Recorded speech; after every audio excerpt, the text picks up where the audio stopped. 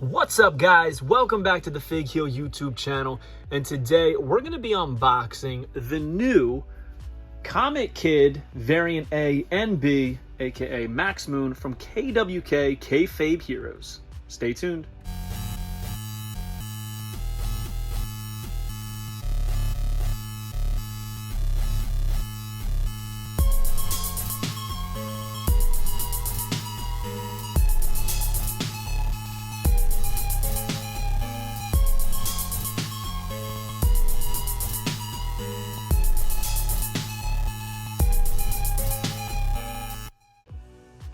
Alright guys, so I'm pretty excited about this one. This is a figure that I never thought we would get. Max Moon finally has a figure, and it's going to fit in with your Hasbros, your Retros, and everything like that. Brought to you by KWK Kayfabe Heroes. In this case, we have Variant A and B. We're going to unbox both of them and take a look at them. But it is brought to you by my book, The Wrestling Figure Encyclopedia Modern Edition 2010 to present day. Available now on Amazon.com, or simply go to heelbooks.com and pick up your copy today. It's over 400 pages, hardcover, paperback, black and white, or full color, any combination of those four, and you can get it that way. A picture of every figure, every basic, every elite, every ultimate, every AEW, NJPW, major wrestling figure podcast, including independent toy producers like Kayfabe Heroes right here from KWK, Sean. And if you're interested, you could always pre-order the La Resistance now on the AsylumWrestlingStore.com. I believe there's 3 variants of that. But we're going to unbox these now. Inside each case, it looks like that. This one has 2 of each. So I have a mock set. I have a loose set. And this is going to be that loose set.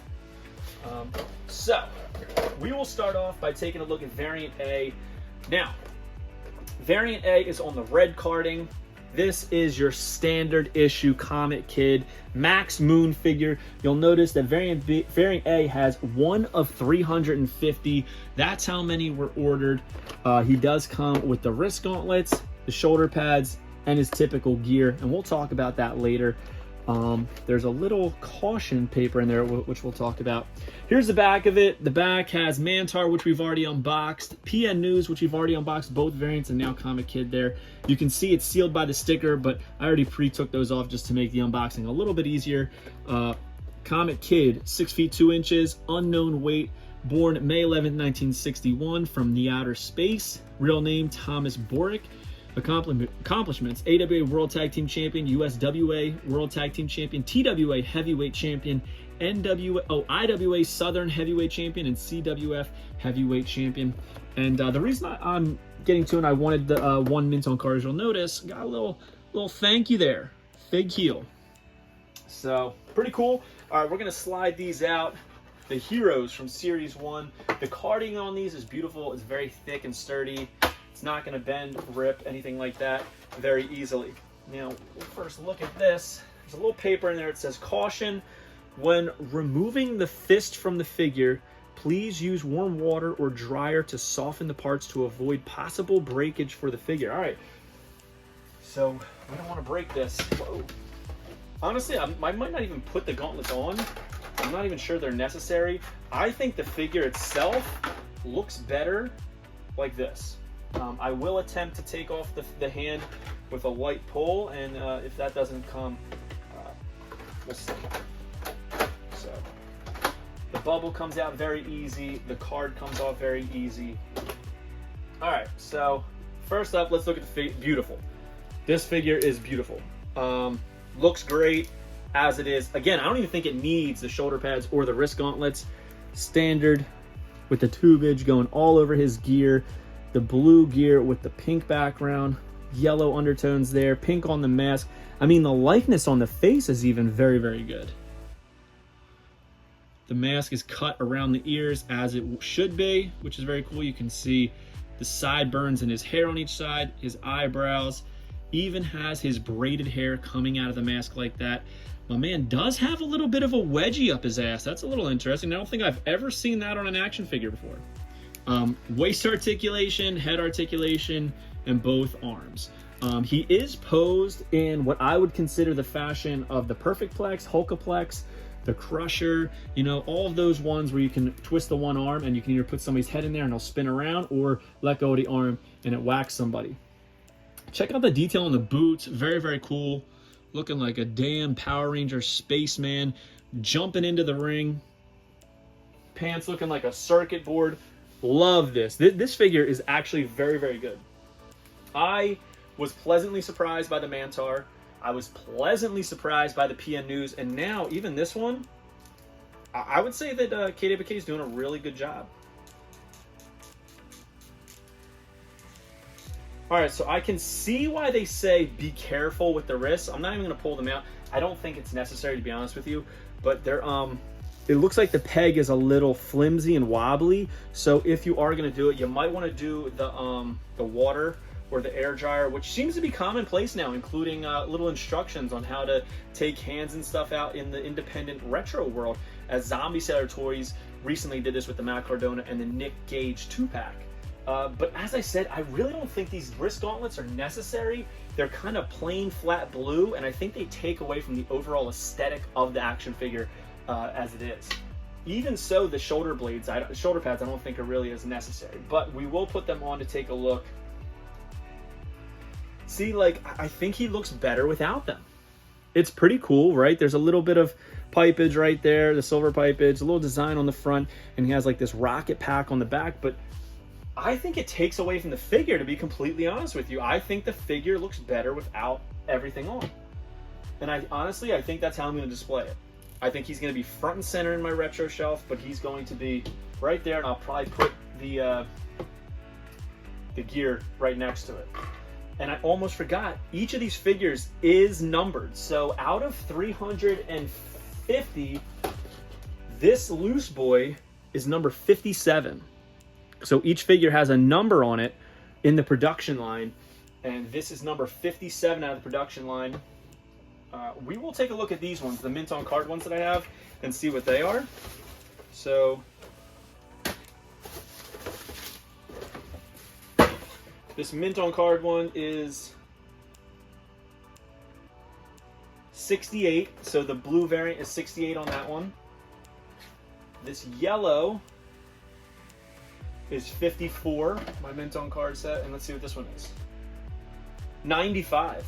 So, I mean, they're low numbered as it is, 350 and 150, but all in the, none of them hit into the hundreds, which is pretty cool. So, all right, so that was variant A. We're gonna open up variant B now, take a look at it. Again, it has the same little piece of paper in there to advise people how to put the gear on. But again, I'm looking at this figure. They look better without it. It's almost not even necessary to include it, but I feel like it's just added value from Sean N in these. But again, I will attempt to take both hands off. So I didn't try the right hand. I will try. Yeah, it's very flimsy, the little peg. So I can see that if you heated it up in an air dryer, or you put some warm water under it, or even boiled something and put the hand in there for maybe 2 minutes, it'll come out very easily. But I'm not going to stop the video to go upstairs, boil some water, put his hand in, take the hand out, just to put these on to know that they're not going to look good. They just don't. It's going to take away from the figure, in my opinion. And this was a plan that I had from the beginning, just seeing the prototype and everything like that. I do think that this just alone is a beautiful looking retro, and let's be honest, if Hasbro put this out in the 90s, this is exactly what we would have gotten. I don't think we would have gotten removable shoulder pads. It's nice, but Sean, you did a beautiful job on its own here. Added value is always appreciated. All right, so let's take a look at the variant B, limited to 150. Only 150 of these figures in the world. Very, very cool. And I have 2 of them right here, so there's only 148 left in the world besides these 2. All right, so we got the yellow gear. Now, a lot of people are saying this is fantasy gear. It's not. I believe Sean N himself debunked that by showing off a picture in either a Japanese or a Chinese program with Paul Diamond rocking this. So very cool. All right, so on this one, he's got the black pipage around, and this isn't just painted on, this is 3D. Great design on the mask, the yellow with the red, little lightning bolts there. It's even got some yellow in the hair, which is nice. Yeah, look at that. So this one has like some blue accents in the hair. This one has yellow to match the gear. The chest piece is pink with like red circuitry right there. And there's more of the circuitry on his quads. The pink around the yellow of the boots. And that great like diamond-esque design on the front. Man, these look great. Honestly, I'm probably biased in saying this, but I do think the blue is better. That doesn't mean the yellow's not good. It's just I have more of an allegiance to this, right? This is what I remember seeing on my television as a kid, on WWF Superstars, stuff like that. This is what I remember. I remember this Max Moon, but that doesn't mean this one's bad. This is a very toyetic and great figure. Both of these are going to be at the very front of my retro shelf because they're just very aesthetic and nice to look at. Try his hands a little bit. Yeah, see, they do not come out easy. But let's be honest, do you want the hands on the figure that you just spent good money on because these are imported from China? Do you want the hands to just come out very easily? No, you don't. So there's nothing wrong with including that in there to advise people of how to properly replace the hands in and out of the figure. I don't think that is a negative by any means because nobody wants the hands to be loose. I have Mattel loose hands where they just kind of hang out and you can see the peg. Don't want that. All right, so he has the exact same design on the rocket pack. It looks a little bit better on the yellow, I think because of the contrast in the yellow and the blue. But let's be honest, it's better without. So again, I'm just going to display this on the side. I'm going to just display it on the side as if he just got in the ring and he took it off, right? What might have been a better option for the wrist gauntlets, for people who do want to put these on, I personally do not, is maybe since these are two pieces of plastic, it appears, maybe have some pegs in there so you can take them apart and just kind of clip them in around the arm so you don't have to risk taking out the hands and having the integrity of the figure risked, is what I would say. But personally, if it was up to me, I would say you don't need the wrist gauntlets. I think these look great without them. I don't know if KWK agrees with that sentiment, but that's how I feel about these. And the cool thing about these, when you get a retro, typically the pose that they're supposed to be in, like this, is the only pose they really look good in, right?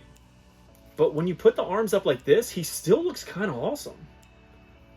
It's still a pretty cool pose. So I think I'm going to pose one with the arms down and one with the arms up.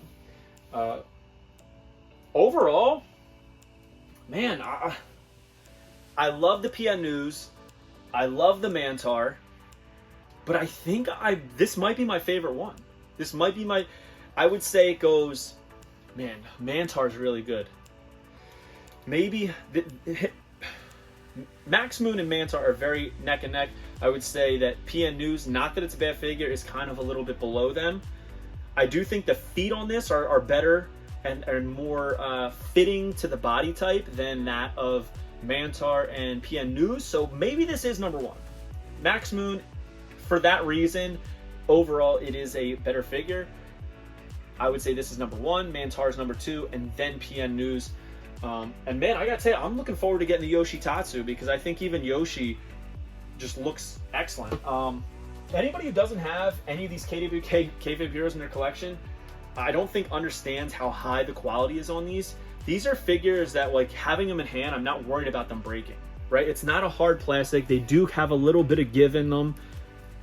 And the paint on them, I see people saying, oh, there's no shine. I don't really care about shine. I'm not displaying these with my Hasbros. They don't need a shine. In fact, I think this matte finish looks better personally, and I've said that a lot. I like that quote-unquote prototype look, and that's what these give. So I think these are excellent figures. Not that it matters because they're all sold out, so it's not like I'm trying to sell you on anything. If you're just, waiting by your doorstep, looking out the window, watching the mailbox, waiting for the mailman to drop these off, I think you're going to be very, very pleased when he does. For those of you that didn't pre-order and you're interested in them, and trying to figure out whether or not you want them, I mean, I would say that if you are a new gen era fan, you're going to want these, or at least want the blue. So that's my story. Quality figures from Kayfabe Heroes. He's technically 6 for 6 because each figure has a variant. He's 6 for 6. This is a start to finish so far. Dude's doing great. Bravo to you, Sean, to come out of the gate with a great figure in PN News, and then follow that up with another great figure, and then follow that up with another great figure. I think should be commended, because I mean, I think about all of the other companies, and there's always some kind of stinkers in there, right? Like in the very beginning, but that's expected. I expect that. I don't expect someone to completely off the jump put out a great product. So it's exactly what Sean's doing, if I'm being honest. So yeah, Max Moon quality figure. Hope you guys like this video. Don't forget to like, comment, and subscribe. Follow me on Instagram and TikTok at Fake Heel. Twitter is at The Fake Heel. Pick up the Wrestling Figure Encyclopedia, available now on Amazon.com, or simply go to heelbooks.com and make sure you join Whatnot at whatheel.com, and you will get $15 off your first purchase. We'll see you on the next one, guys. Thank you for joining us. Peace.